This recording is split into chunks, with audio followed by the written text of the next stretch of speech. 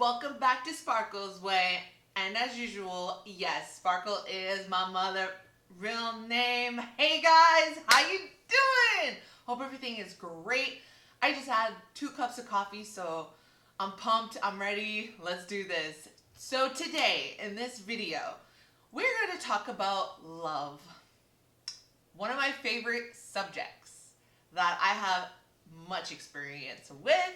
So let's dive right into it. Let's go. Let's see these beautiful emails. Sorry guys if I'm a little hyper. Caffeine, coffee. Let's see. So, age difference. Right off the bat, my mind's already going. A million one things to say. My boyfriend is younger than me, and sometimes I feel like his mother. Can you be in a relationship with someone who is younger and feel equal? That is a good question. And right off the bat, I have to say, age difference. We gotta touch that. Age is just a number. Obviously, to a certain extent, I'm talking hopefully to a crowd that's 18 and up, consent, adult age. Age is just a number. So, just from that, age has nothing to do with it. It has to all do with his maturity. If either his parents used to do all of the chores and just cleaned up after him and, didn't really let him be dependent, didn't let him be self-sufficient, do his own things, gave him chores to do and made him do them. Because when you do everything for your child, they just expect everyone to do everything for them, which is horrible, and no one wants to date someone like that. Especially we're in 2022. In a lot of situations, a lot of couples, both of them have to work because everything is so expensive nowadays. So both partners have to have a stable income. So both are working and have to come home and clean the house and do household shit. So if he's not pulling his weight, then yeah, definitely you're not going to feel like your relationship is equal. But again, I feel like age has nothing to do with it. It has to do with his maturity level and how he was raised. And even then, everybody could change to a certain extent. I don't like saying that you can change someone. They have to change themselves. Because clearly in your situation, this isn't working. You didn't say much detail, but from what I'm guessing he's just not, if you're feeling like his mother, I'm guessing that he's just not pulling his own weight around the house. Because that's usually one of the biggest problems. So you definitely should establish a routine with him. Meaning okay, 1 week you do dishes and you cook, and then that week he's doing floors, laundry, and picking up stuff. Because I find that cooking and dishes are one of the hardest things. So if you have 2 of those chores, that's all you need, because those chores are already a pain in the ass. So let him do the household, cleaning, sweeping, mopping, and all that stuff, and then just rotate like that. Now. You don't need to go all hamski and have a whole bulletin board and sticky tacks and all that, because then again, you're like his mother, right? It should be just as simple as 1 week I'm doing the dishes and cooking, and the next week we're rotating. So definitely have that conversation with him. And if even after that point he's still not wanting to compromise or find a middle ground, then that's a huge problem. You should not ever feel like someone's mother, no matter their age, no matter what situation you're in. No.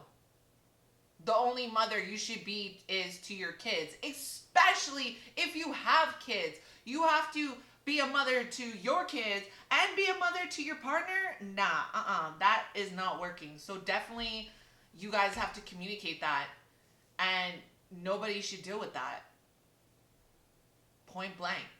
Period. No one should have to do with that. You're not his mother. He's a grown man, and he's an adult. I don't want to say grown, but he's an adult. He should know his responsibilities and do them.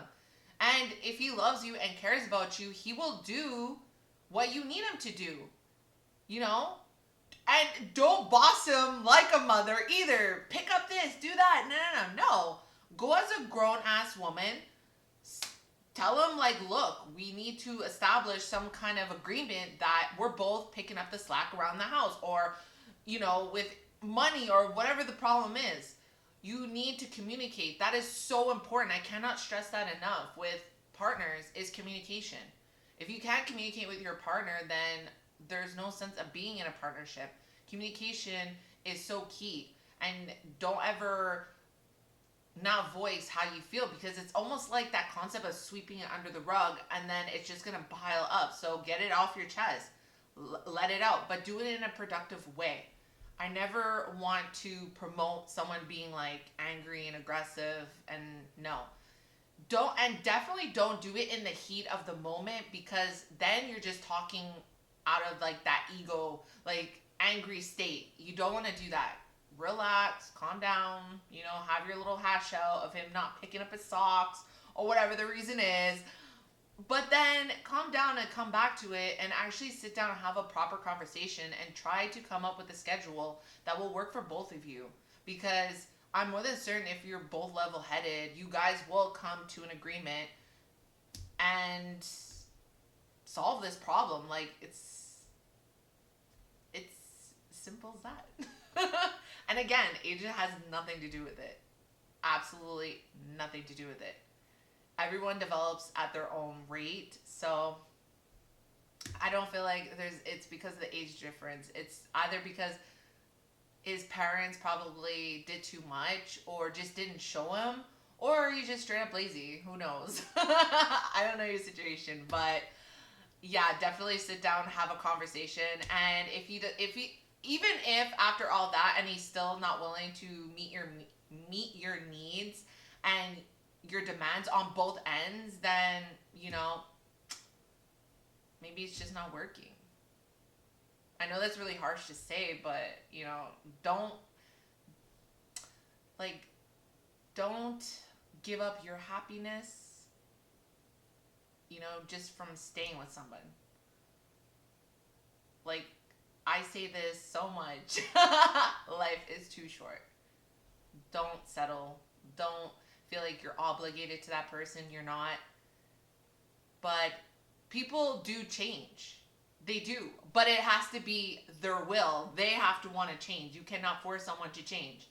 You know, especially when you're like, pick up this, do that, do that. That person is not going to change. That person is just going to be like, she's nagging. She's nagging at me. She's bossing me around. So that's why I said don't approach the situation in that you don't want to be his mother. Don't approach that situation being his mother. Don't be in that naggy kind of state. Like, collect your thoughts, you know, hash it out, whatever, but then come back to it and sit down and both come to an agreement. Not just you, not just your demands, but also listen to his demands. And come to a schedule that works for both of you. Cool? Great. I hope that helped you. That was really interesting. Really interesting. But yeah, definitely age has absolutely nothing to do with it, because I've seen some grown-ass people act like children mentally, and it's, yeah, age is nothing but a number. Like that quote is the truth. All right, this one, broken love. That just right there made me sad. My boyfriend loves me. Aww. But I'm broken. Oh, sorry. But I'm broken. I'm his first relationship. Now he's broken too. Can I fix him? Again, can I fix him? No. No, that is not your job. First of all, okay, right off the bat, why would you get into a relationship if you're broken? Okay, I don't know if you were already in the relationship and you got broken. That would be different. But okay, let's do two scenarios because it's very vague. Um, don't ever get into a relationship if you are broken. Take that time to heal, to go through whatever you need to go through, empty out your baggage, and then go into the relationship, okay? Because you will bring all that garbage from whatever situation you were in or whatever was going on in your life onto this other person that has absolutely nothing to do with those situations, which is not fair to the other person. Now, if you were already in a relationship, okay, with this person and something crazy happened and you became broken, but you were already in the relationship with this person, that happens. But that's when you definitely need that person. You know, you don't want to take that horrible thing that happened onto this person because it's not their fault. If it's not their fault, right?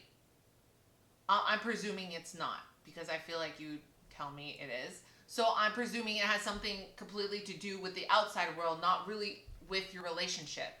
So if something happened in the outside world, your partner should be your biggest supporter, should be the one to lift you up and make you feel great and strong and able to conquer those things that are happening out there, right? And that's with everyday shit. You know, you had a bad day at work, or, you know, the kids were really aggravating you that day. Your partner should be that support, the one that you could talk to about how you're feeling or what you're going through, okay? But if you're doing it to take out that anger or frustration out on your partner, like just snapping at them or bringing them down because you feel down, you know, kind of squashing their confidence because your confidence was squashed from outside sources, that's not okay. Because how is your partner supposed to be your supporter and be strong for you if you're diminishing them and you're not like letting them be strong for you? You're squishing them. So you're both gonna be at this low point and won't be able to bring each other up, which makes absolutely no sense to me. You know, you definitely should not do that. Your partner had nothing to do with the situation. And I know sometimes like it'd be like your boss pisses you off and you can't exactly take out your anger out on your boss. But find other ways to take out that aggression. Work out, do Zumba, talk to somebody, you know? But you don't need to take that anger and aggression out on them because they're there. And you know they're not going to leave. Because if you keep doing that to somebody, they will leave. Don't ever think that, that person's never going to leave me. No. You will push that person to the point where they will just walk away because they can't take it anymore. You brought them so down with all your garbage and whatever's going on that they feel like they can't help you. Because they can't even help themselves. You get what I'm saying? You brought them so low that they're like, how can I help her? But right now, I need me. I need to help me. So they're going to start detaching. And that's where your relationship is going to go down. You're going to feel like your partner's pulling away. You're going to feel like your relationship, something's up. Yeah, because you're not finding your own outlet. You're not finding a way to get all that aggression and that crap that's going on in your life out. Okay? And especially that you said that you broke him. I'm happy you acknowledge that you have hurt him and now he's like all depressed or whatever's going on. I'm so grateful that you actually acknowledge that, because that takes a lot of self-awareness, which is hard to do. So kudos on that, great job. But now on that last part is, can I can I fix him? No, you can't. But what you can do, as much as he's been there for you, or she has been there for you, I think it was a he, I think it was could be there for you, you need to be there for them. You need to build them up. You squashed them so much that you have acknowledged that you broke them, but now it's your turn to build them up if you truly love this person. Or do them the favor and let them go. And let them be able to heal from this. Because if you're still broken, the two broken people, it's going to be very hard for you guys to help each other. Because if you're not healed and he's not healed, how is he supposed to give you advice and you're supposed to give him proper advice when it's coming from this pain? It's coming from this hurt. You know, you're listening to their problems, but you have so much of your own. So are you really listening? No. That's why a lot of times when my friends try to come to me for advice and stuff, I will not engage with others when I'm going through my own problems. Because I need to focus on my own shit. I'm not going to take on your shit while I'm dealing with my shit. I mean, I'm talking about big stuff, like not little stuff that I could deal with all the time, that I can definitely be there for you. I'm talking about stuff that's gonna like take up a lot of my time, a lot of my energy. I'm not gonna try to help you when I need to focus on myself, because then my advice is gonna be half-assed advice and not really, to me, the best advice I could give you. You get what I'm saying?